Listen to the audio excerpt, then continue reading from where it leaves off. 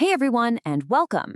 If you're serious about crushing the CUET exam, you are in exactly the right place. Today, we're going to absolutely master one of the most important topics in organic chemistry, how to prepare aldehydes and ketones. I can almost hear you thinking, oh no, not more organic reactions. Look, I get it. A lot of students find this chapter super confusing, but I promise you, by the end of this session, you'll have a crystal clear plan to tackle any question they throw at you, so you're definitely going to want to stick around. And why should you stick around? Because getting this one topic right can literally add a solid 5 marks to your CUET score. That's a game changer. So, how are we going to lock in those 5 marks? Well, let's break down the plan. So here's our game plan for today. We'll start with why this is such a high-scoring topic, then we'll dive into the 5 essential methods you have to know. After that, we'll lock it all in with some memory tricks, practice questions to avoid common traps, and wrap it all up with a super fast revision. Let's get right into it. Okay, first things first, let's talk about the why. Understanding why a topic is important is really the first step to building a smart study strategy and getting those top marks. All right, here's the inside scoop for CUET. The examiners are obsessed with predict the product questions from this chapter. They'll give you a reactant, a reagent, and ask you to pick the final product in an MCQ. Plus, this topic is like the backbone of organic chemistry. It links to alcohols, alkenes, aromatic compounds, you name it. So if you master this, you're going to see the benefits everywhere. All right, let's get to the main event. We are going to break down the 5 absolute must-know preparation methods for your exam. Time to build that rock-solid foundation. So method number 1, and probably the most frequently tested, is the oxidation of alcohols. This one is a total classic, and you really have to understand it inside and out because it's the foundation for so many other reactions. Now, before we even touch the reaction itself, you've got to be able to spot your alcohol.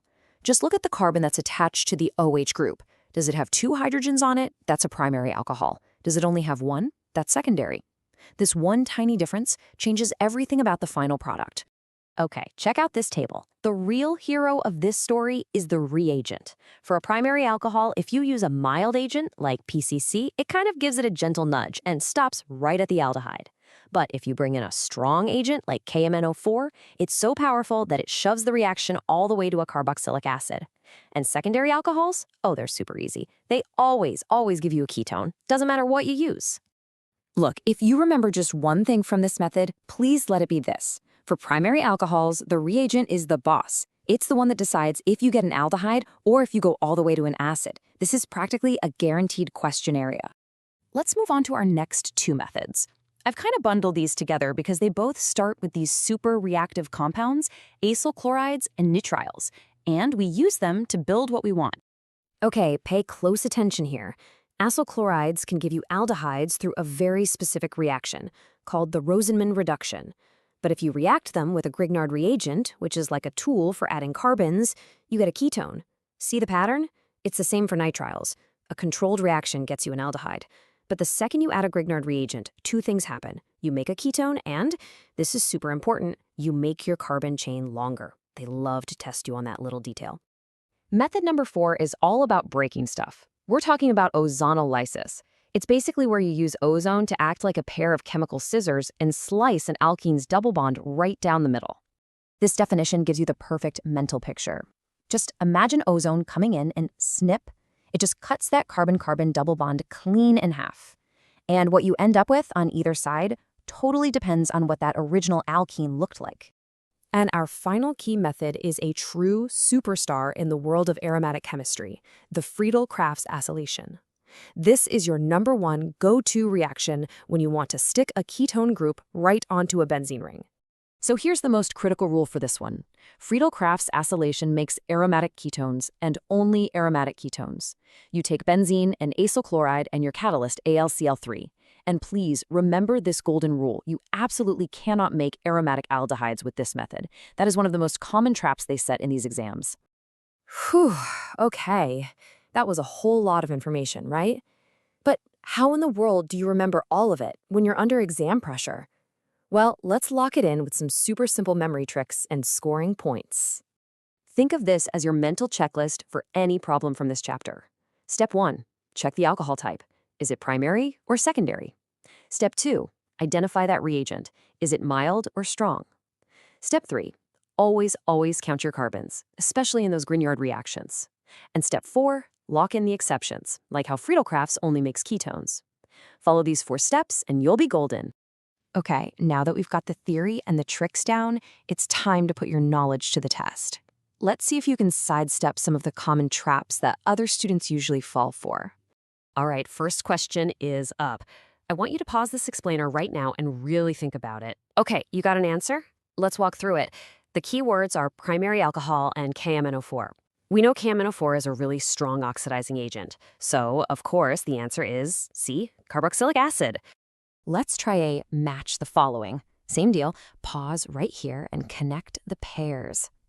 All right, let's see how you did. Rosenmund reduction, that's turning an acyl chloride into an aldehyde, so 1 matches with B. Ozonolysis is our chemical scissors for alkenes, so 2 goes with C. And that leaves Friedel-Crafts acylation, which is for making aromatic ketones, so 3 matches with A. Did you get them all? Okay, listen up, this is important. These are the 5 deadliest traps in this chapter. Number 1, ignoring the reagent. Number 2, mixing up the products from primary and secondary alcohols.